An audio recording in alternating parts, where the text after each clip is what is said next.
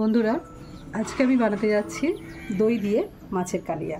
তো দেখে নাও দই দিয়ে মাছের কালিয়াটা আমি কিভাবে বানাচ্ছি আর কি দিয়ে বানাচ্ছি। বন্ধুরা, আজকে আমি মাছের কালিয়া বানাবো আর এটা আমি দই দিয়ে বানাবো। তো প্রথমে আমি মাছটাকে কেটে ভালোভাবে ধুয়ে নুন আর হলুদটা মাখিয়ে নিয়েছি। এবার আমি মাছগুলোকে সব একে একে ভেজে নেব। এখানে আমি প্রথমে মশলাগুলো সব একসাথে বানিয়ে নিয়েছি। প্রথমেই আমি সব মাছগুলো একে একে ভেজে নেব। কড়া তেলটা গরম হয়ে গেছে।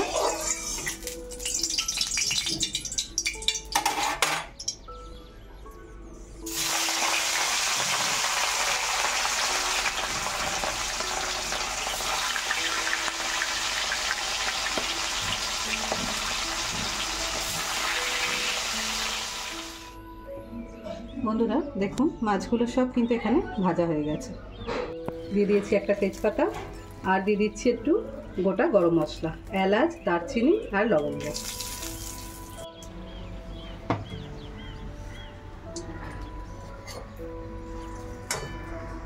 গরম মশলাটা খুব ভালো করে ভাজা হয়ে গেছে। এবার আমি এর মধ্যে দিয়ে দিচ্ছি কুচো করে নেওয়া পেঁয়াজগুলো।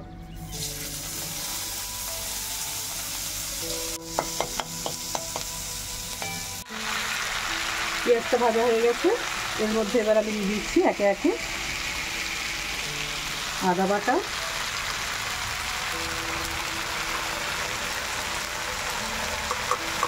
মাছের ঝোলে কিন্তু রসুনটা খুব একটা লাগে না, তাই আমি রসুন বাটাটা অল্পই দিলাম।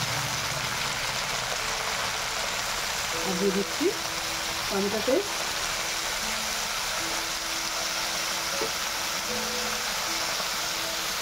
আর এখানে আমি কিছুটা পেঁয়াজ বেটে নিয়েছিলাম কাঁচা লঙ্কা দিয়ে, সেটাও দিয়ে দিচ্ছি।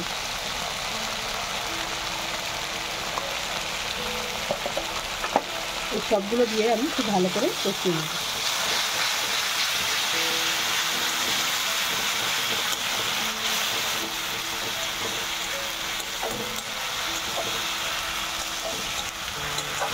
মাছের মধ্যে আমি দিয়ে দিচ্ছি হলুদ,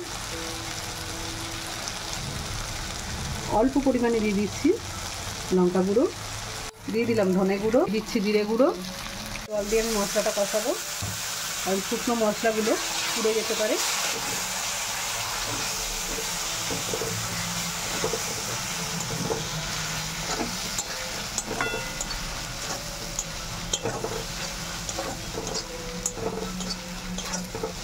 খুব ভালো করে আমি মশলাগুলোকে কষিয়ে নেব।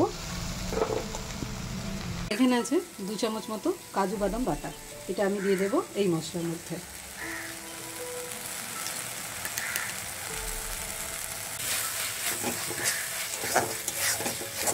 মশলাটা দিয়ে কিন্তু খুব সুন্দর একটা গন্ধ বেরোচ্ছে। আরও একটু আমি ভালো করে কষিয়ে নেব। মশলাটা খুব ভালো করে কষানো হয়ে গেছে। দেখুন মশলার সাইড দিয়ে তেল ছেড়ে দিচ্ছে। এবার আমি এর মধ্যে দিয়ে দেব দই। দইটা আমি একটু ফেটিয়ে নিয়েছি। এখানে আমি 3 চামচ মতো দই দিয়ে দিলাম। দইটা দিয়ে আমি আবারও খুব ভালো করে কষিয়ে নেব।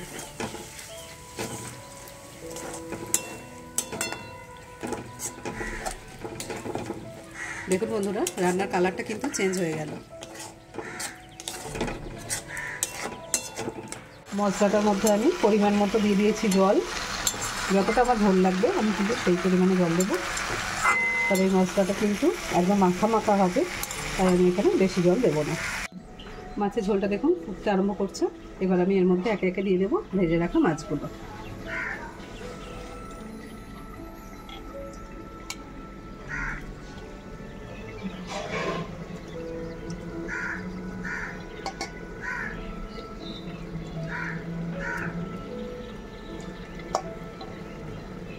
সব মাছগুলো দিয়ে দিয়েছি। এবার আমি উপর থেকে একটু ঢাকা দিয়ে রেখে দেবো।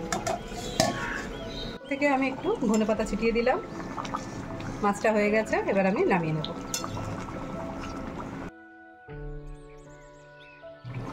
সব শেষে আমি দিয়ে দিচ্ছি একটু গরম মশলা, তবে এই গরম মশলাটা কিন্তু আমি বাড়িতে বানিয়েছি। এবার আমি মাছটা নামিয়ে নিচ্ছি।